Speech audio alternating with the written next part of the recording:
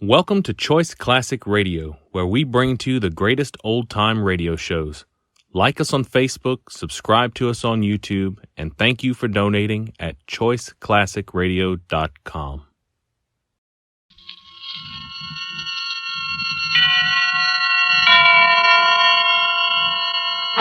Suspense. Tonight, Suspense brings you Mr. Kirk Douglas as star. But first, a brief message from your announcer. In America's finest hotels and restaurants, wherever hospitality is the last word in luxury, the first name in wines is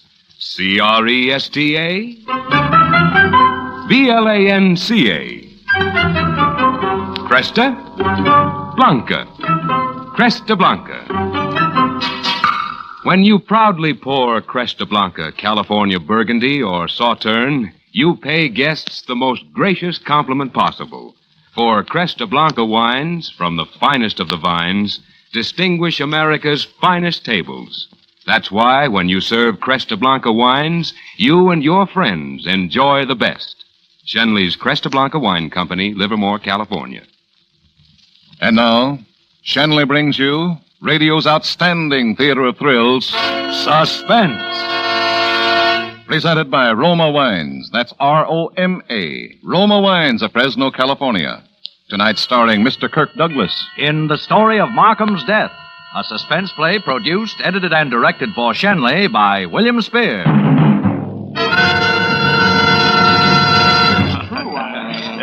You say Phil Martin's run dry? Well, I didn't make it up. My wife got it from Ann. Hasn't written a word in 6 months. Yes, and I got it from Peterson, his publisher. They've dropped him from their spring list. Well, bye-bye, deed of American mystery writers. I'm glad to see him go. Phil Martin. I thought that guy'd write from the grave. I don't understand it. I guess it happens to the best of us. Hope he saved his money, but I suspect he hasn't. Phil Martin run dry. I don't get it. I don't get it. No, I didn't get it either.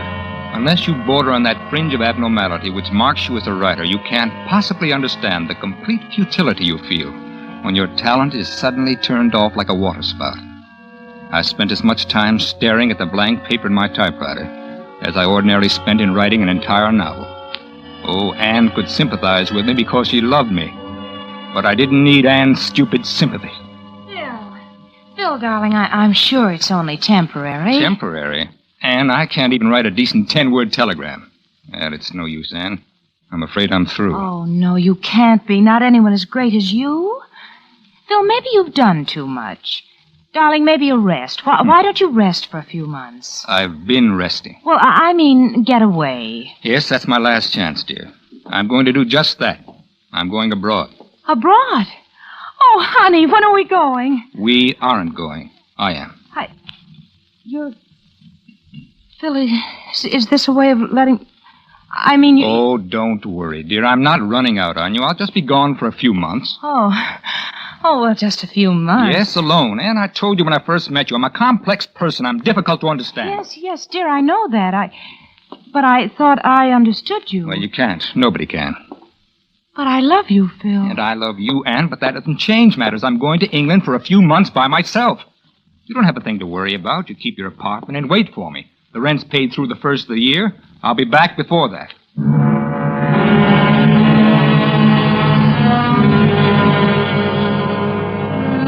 Anne Fleming was the beautiful, not overly intelligent type of girl I've associated with since my divorce.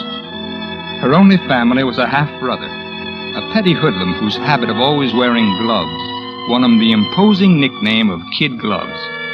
That hadn't helped when he ran his car into a storefront, killing 2 people just a block from where he'd held up a tavern. Kid Gloves had gone to jail 3 months before I met Anne to serve 40 years for manslaughter and robbery. A very corny plot, the whole thing, including Anne. As I roamed around London, I thought maybe a visit in this city of great mystery tradition would be my answer. And it was. The second day, while wandering around aimlessly in the bombed-out and still unrepaired section of Bloomsbury, I stumbled onto my last inspiration quite by accident. Oh, say, when was all this hit? Oh, right at the start of the war, sir. Oh, then this isn't V-bomb damage. Lord, no, Governor. As a matter of fact, the old house across the street had it the first night Jerry come over. I'd almost say it was the first house to be hit in the war. Oh, well, did it take only one bomb to level it like that? Well, how many do you think it takes? They've cleaned it up a bit now. Old house, that, too. Built back in 1750. Really? Yeah, pretty well known. Lots of Yanks made their digs there, before the war, that is. A Yankee writer stayed there once when he was here. What was his name, Ducky? Oh, E.P. Rowe. No, Poe. Poe. Oh, that's it. Poe? Say, you don't mean Edgar Allan Poe, do you? That's him. What? Edgar Allan Poe once stayed in that house? That's right. American writer. Acquaintance of yours? Well, hardly a contemporary. What? Oh, nothing. My little Halbert was playing in the rubble there Tuesday last and dug out a box of junk. Maybe some of it was Mr. Poe's. Like to see it? Why, yes, certainly. Well, it's vaguely possible.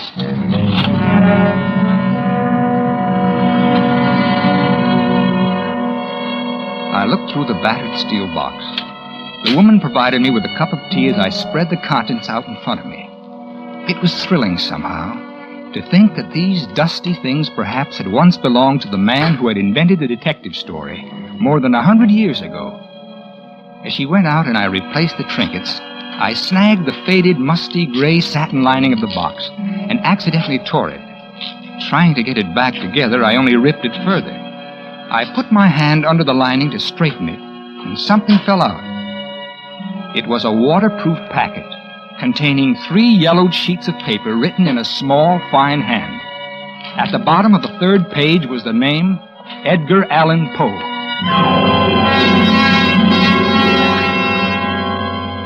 I slipped the packet into my pocket and returned the box. Oh, find anything? No. Just as you said, a lot of worthless trinkets.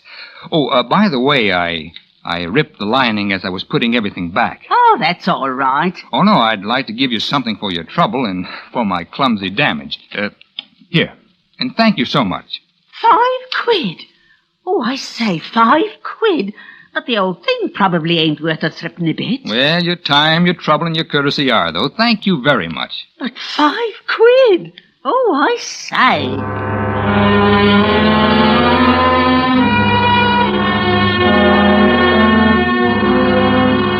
£5 for an original Edgar Allan Poe manuscript. It was a short story written by Poe during his brief stay in England many years before his rise and subsequent fall. As I read and reread the manuscript, I realized that it was an experiment in a completely new mystery technique. Here, in effect, was what Pulte had never discovered in his thesis on the existence of only 32 basic dramatic situations. Suddenly, I realized I was the only one who knew this story, and that I could put it to better use than as a museum piece. Why, here indeed was the 33rd situation. Why, in my hands it could blossom forth as a novel, a film, a radio play. I was about to be reborn, and literary immortality was at my fingertips. I began writing in London and all the way back home. It took me 6 months to complete my work, and then, with everything finished, I burned the original Poe composition and sent the novel off to the publisher. Then I called Anne. Will it be a big success, darling? Big success? Well, I've never been as confident of anything in my life. Oh, that's wonderful. They said you were through. I told you, a rest was all I needed, a change of scenery. I'm proud of you, Phil. I'm so proud. I'm glad. Maybe Phil, maybe you'll think differently about things. I'm so glad. Phil, you aren't even listening to me. Huh? I'm sorry, dear. Look, Anne, I'm going to be pretty busy for the next few weeks. Now, I won't be able to see you very often. Oh, I should think you'd have time now that... Well, I haven't, but we'll see. We have a date tonight. Well, I'm going to the Mystery Writers' Banquet tonight. And tomorrow? Well, okay, but I'll come over for you at 8 o'clock, and for once, will you try to be ready on time?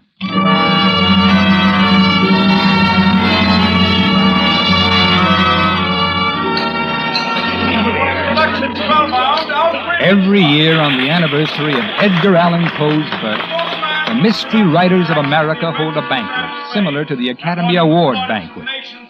Instead of awarding Oscars, they give Edgars for the outstanding works of the year. All of a sudden, everybody was looking at me. Now I have a special Edgar to give. This special award goes to the first writer to discover a new and startling different approach to the mystery story since the death of our patron saint, the great Edgar Allan Poe himself. Philip Martin, for your novel Markham's Death.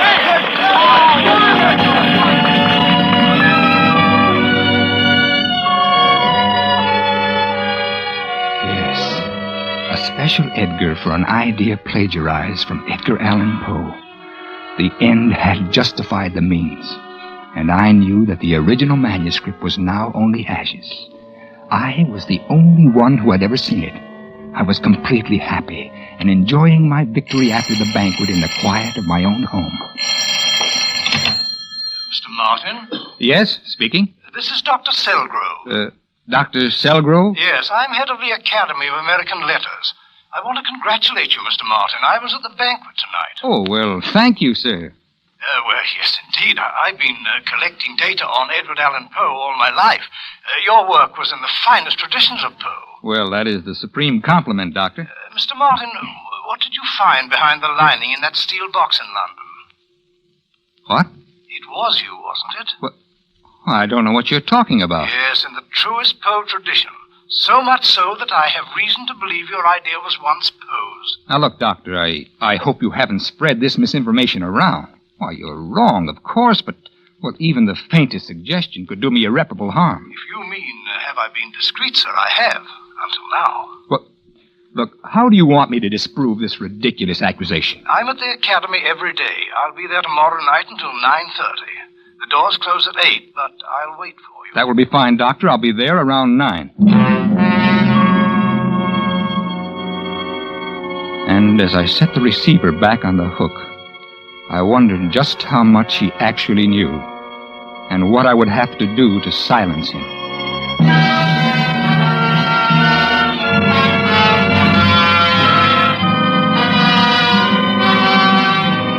For Suspense, Roma Wines are bringing you Mr. Kirk Douglas in the story of Markham's Death. Roma Wines' presentation tonight in radio's outstanding theater of thrills, Suspense.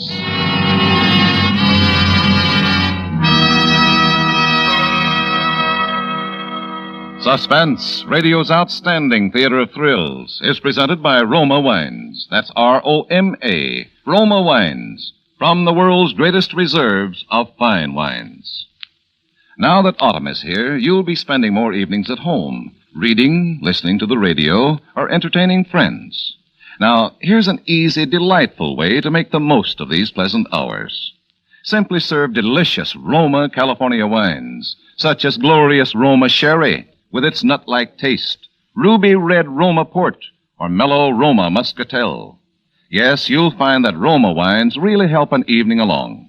That's because Roma wines taste better. They have a full, rich body and fragrant bouquet you can find only in a fine wine. Tomorrow, give your family and friends a real surprise.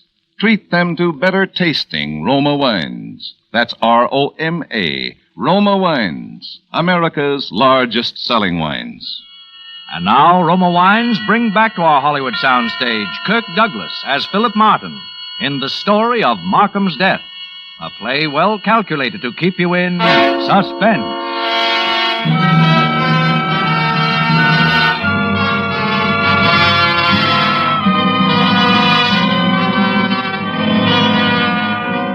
The hands of the clock on the wall seemed drugged. They moved so slowly that day. My appointment with Dr. Selgrove was for 9 p.m. I was to be at Ann's at 8. I figured about 20 minutes would wipe that slate clean. Hello, honey. I'll be ready in a minute. I said I'd be here at 8. Oh, dear. It isn't 8 already, is it? Yes, it's after 8. Oh, I thought it was only about 7:30. I'll hurry. Well, there's no reason. Are we going out? No, Ann, we're not going out. As a matter of fact, we're never going out again. What? I'm sorry, Ann. This is the last time we'll see each other. But Phil, I've told everyone Well, what have you told everyone? that we were going to be married. What? You shouldn't have. Did I ever say I'd marry you? No, I was married once, and it doesn't work for me. This would be different. Oh, would it? I don't think so. You see, Anne, you're taking up too much of my time. But I wouldn't get in the way, Phil. You know You're that. also taking up too much of my thoughts. Why, I probably hit that bad slump a few months ago because of you. Phil. Oh, it wasn't your fault. It was mine for not realizing it. Phil, you really mean Oh, this? now look. What about me? What about me? What am I going to do? You'll get over it. Here, this should help. What's that? Take it. Just what you like. A roll of nice, clean, new $50 bills. Feel better now? You think you can buy everything with money, don't you? Well, you can't. And stop drumming with that letter opener. Oh, sorry, I didn't realize it. Well, that takes care of everything, doesn't it? We're still friends? No. No, we'll never be friends. Phil Martin, you're rotten. You're rotten and you're conceited and you're everything I've ever... I hate you. I said I don't like scenes. Goodbye, Anne. Get out of here. Get out.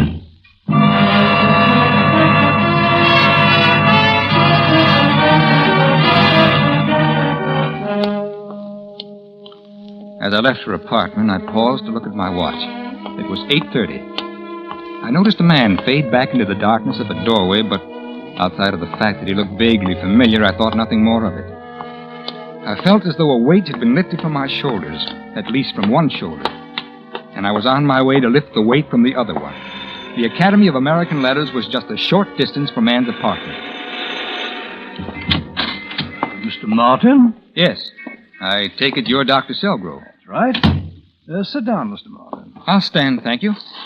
You were at the banquet last night. I remember seeing you. And when I saw you, I knew my search was over. You fit the description just like the missing piece in a jigsaw puzzle. I knew you were the man Mrs. Carruthers described. Well, who is Mrs. Carruthers? The woman who gave you the steel box. The box which must have contained the Edgar Allan Poe manuscript you so skillfully rewrote. Preposterous. You deny that you were in London? Oh, no, but... Or that you found the box and examined it? Well, no, but... Mr. Martin, a poverty-stricken woman like Mrs. Carruthers couldn't forget a man who gave her £5. She could forget seeing him slip a packet into his pocket. That is, until someone came along and gave her £10 to refresh her memory. For £10, she probably dreamed up the whole story. Look, you say you know something of Poe. Then you know that the time he spent in London was long before his prominence as an author. Why, for all we know, he didn't write a line during his entire stay there. Mr. Martin, I've devoted my life to gathering information about Edgar Allan Poe. It's my hobby as well as my job. I've been looking for one missing manuscript for a long time. A manuscript whose existence I learned of quite by chance. What are you talking about? This letter which Edgar Allan Poe wrote to a cousin in Boston during his London visit. Fine piece, isn't it? Well, what about it? Well, let me read it to you. He says, "My new theory for a tale of murder is a form of induction as opposed to deduction. I refer to it as Markhamism after the title character. My first draft manuscript is stored behind a satin curtain built of steel to age and mellow until such a time as I may produce it without being turned mad." I see. Dear me, you were overconfident, Martin, calling your novel Markham's Death. Not only didn't you change the process, you didn't even alter the name. And if I should admit to all this, what would be your price? Now, Mr. Martin, money's of no consequence. I'm a student, a collector of American letters. All I want from you is the manuscript. Impossible. In return for my everlasting silence. Possessing the manuscript is payment enough. I have no desire to ruin you. Unless, of course, it should become necessary for me to do so. How would I know you wouldn't show it? Certainly you don't question my word. The manuscript has been destroyed. Don't expect me to believe that. It's the truth. I burned it. Well, if you want to be difficult, I won't agree with you, Mr. Martin. Pity you won't cooperate. I'll just put this letter back in the safe, and then tomorrow we'll see.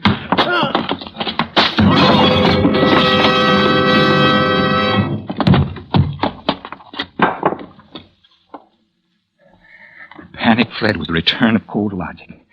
Dr. Selgrove was unquestionably dead. I had to act quickly because speed was essential. I knew that from what I myself had often written. I took the letter and pocketed it to be burned later in the privacy of my own home. There would be no suspicious ashes for the police to sift. The bookend was the only thing I touched. I carefully filled the wash basin with hot water and dropped the bookend into it, smearing and obliterating any fingerprints. Now, I had to work backwards. The average murderer establishes his alibi first. But in my case, I had to establish it behind me and cover my time.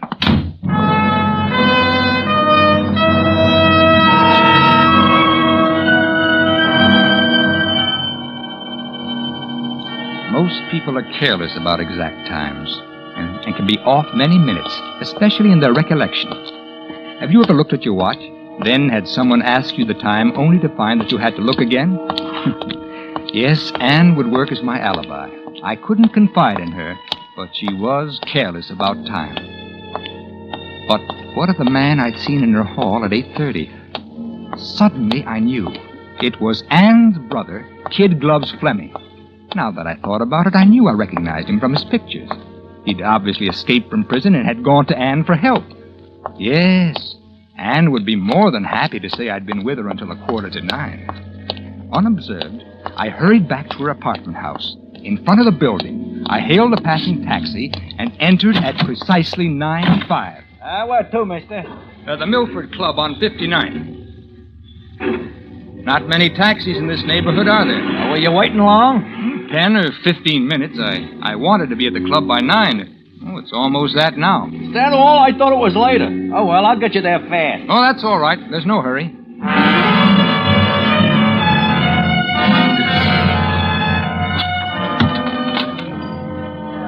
Good evening, Mr. Martin. Oh, good evening, Henry. Well, not many coats being checked tonight, are there? No, sir. But look at all those hats. Let me see. Seems as though I've misplaced my watch. Oh. Have you the time, Henry? Why, sure. It's 20 minutes after 9. Oh, thanks. Well, I seem to be losing everything tonight. Oh, what's wrong? Well, I've dropped my notebook. Oh, I must have dropped it in that taxi. Was it important? Well, just to me, I had some personal notes in there. Oh, look, I wonder, Henry, if you'd call the cab company for me and ask if it's turned in. Oh, sure. Thanks. My name and address are engraved on the cover. As a matter of fact, I even recall the name of the driver. Good. It struck me as unusual. It was Alonzo P. Alonzo. I'll take care of it for you. Thanks. Oh, and you might add that I'll post a $25 reward.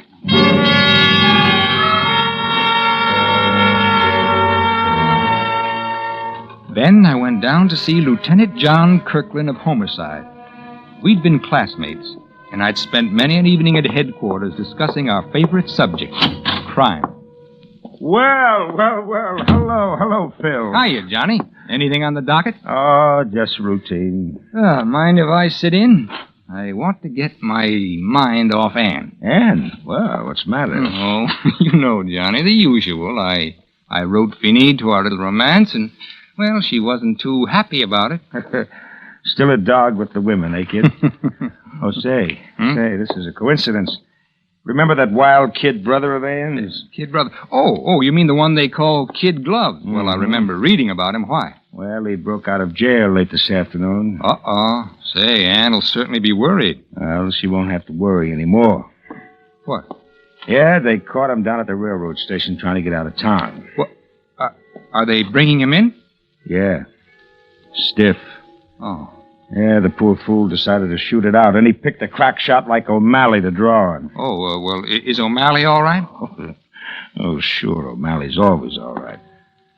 But the kid's dead. Oh. This is going to be tough on Anne.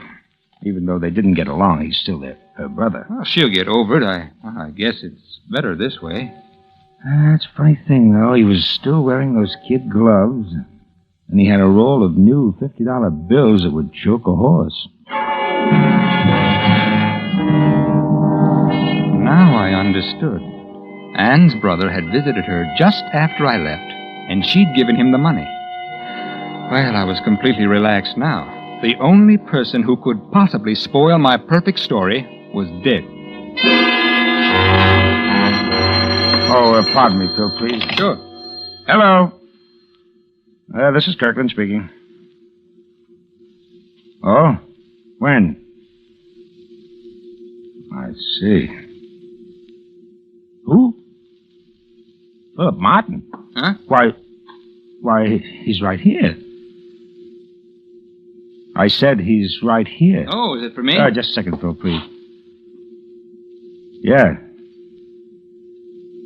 Okay. Let me know. I'll send him right out. Hey, what's up, Johnny? I thought that call was for me. No, it wasn't for you, Phil. It was about you. About me? Yeah. Where were you this evening? I told you. I had dinner, went over to see Anne, and then met you. Well, weren't you anyplace else? Are you sure? Of course I'm sure. Say, Johnny, what is this, the third degree? Do you remember what time you left Anne's? Why, well, I must have left about 9:15. Yes, I'm sure of that. It was just about 9 when I caught my cab. Was anyone with you? At Anne's, no. We were alone. Couldn't you be mistaken? Couldn't you have been someplace else, maybe at 8:15 or 8:30? No. Why, Phil? Why do you play right into my hands? Why do you make it impossible for me to help you? What are you talking about? Murder, Phil. I'm arresting you for murder.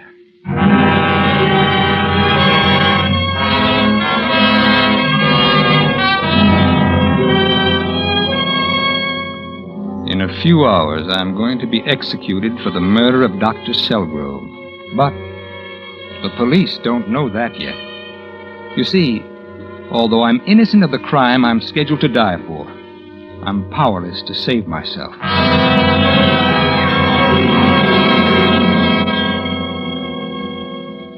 Yes, I backed out of my own crime successfully. Only I set myself squarely in the middle of a worse one.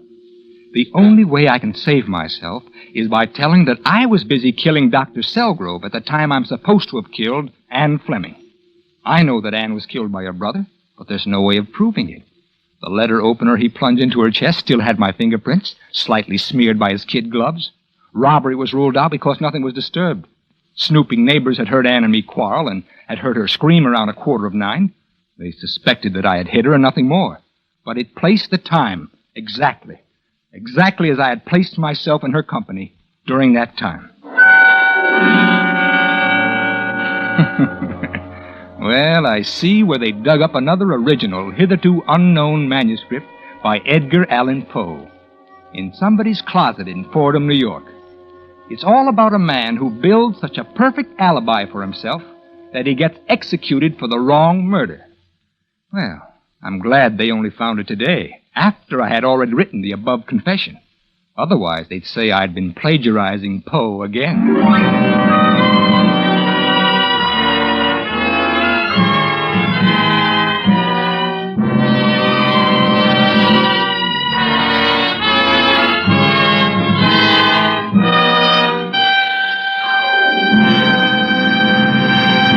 Suspense. The story of Markham's death, starring Kirk Douglas, presented by Roma Wines. That's R-O-M-A. Roma Wines, America's largest selling wines.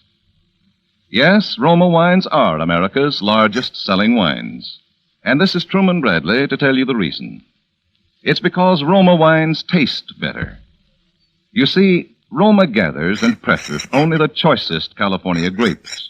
Then, with age-old skills and unmatched wine-making resources, Roma master vintners guide this grape treasure unhurriedly to peak taste richness. These fine Roma wines are laid aside with mellow Roma wines of years before to await later selection for your enjoyment from the world's greatest reserves of fine wines. This weekend, enjoy the better taste of nut-like Roma sherry, fruity Roma port, or fragrant Roma tokay.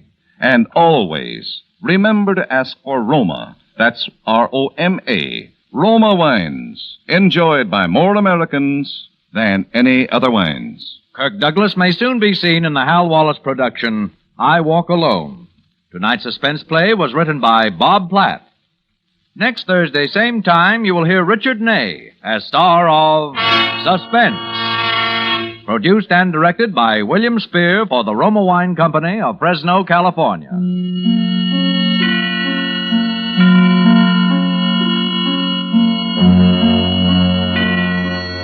In the coming weeks, Suspense will present such stars as Louis Jourdain, June Havoc, Dennis O'Keefe, Marcia Hunt, and others. Make it a point to listen each Thursday to Suspense, radio's outstanding theater of thrills.